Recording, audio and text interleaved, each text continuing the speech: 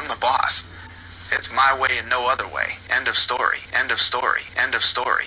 Dana White has been the preeminent figure in the UFC since the promotion's early days. I am inevitable. Fighters came and went, champions rose and fell, but one thing has remained a constant. The UFC boss has remained on his throne over the years. For that reason, White has been synonymous with the UFC brand and the sport of mixed martial arts by extension. That being the case, some fans couldn't help but wonder how much White really knows about combat sports. Recently, One Championship CEO, Chatri Sityodtong, questioned White's knowledge of martial arts, stating that he doesn't believe the UFC president knows anything about fighting. But I don't think he knows anything about martial arts. I think he's, I don't think he knows anything about fighting. I think he's a fan. The Thailand-born businessman added that White's lack of combat experience could be the reason why he has a tendency to talk down to some fighters. According to Chatri, his martial arts background is a huge reason why he views athletes as his peers rather than his subordinates. You want to be with us? Love to have you, You don't want to be with us? No problem. Chatri's comments generated speculation about what would happen if the two MMA bosses threw down inside the cage, and the speculation prompted the question, can Dana White really fight? There is no denying that White is one of the most knowledgeable individuals when it comes to fight promotion. However, his proficiencies in the X and O's of MMA are not very well known. I don't know. In comparison, it's no secret that White's peers have extensive mastery of the sport they're promoting. One Championship, Sityodtong, is trained in Muay Thai and Brazilian Jiu-Jitsu, making him lethal on his feet as well as on the ground. But my hands are registered as lethal weapons.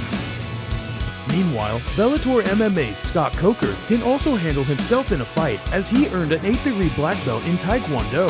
So how about Dana White? There's no verifiable record or documentation of White's background in combat sports.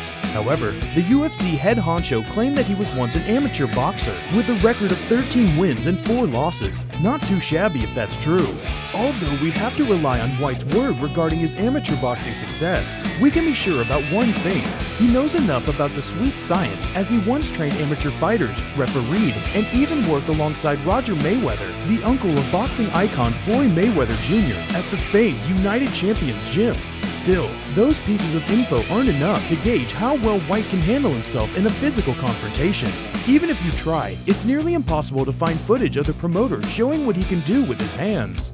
Apart from a short video of White terribly hitting pads, and another footage in which he scored hilariously low on an arcade punching machine, evidence that White is any good at fighting is almost non-existent. However, that hasn't stopped White from claiming that he held his own against Tito Ortiz back in the day. Not only that, White asserted that he regularly got the better of the Huntington Beach bad boy. Years ago, White told MMA Fighting that he used to beat the living shit out of Ortiz when they sparred inside a boxing ring. And in case you were wondering, this supposedly happened when Ortiz was the UFC light heavyweight champion.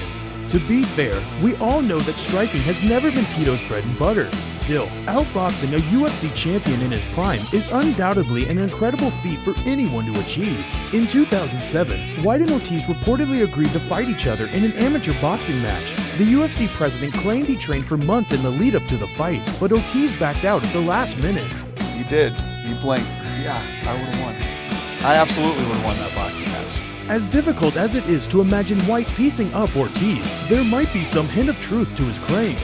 Then again, there's no concrete proof to support any of White's declarations. It's ultimately up to you if you'll take his word for it. And that will do it for our video. As always, if you enjoyed our content, don't forget to like, share, and subscribe to SportskeedaMMA on YouTube, Instagram, Facebook, and Snapchat.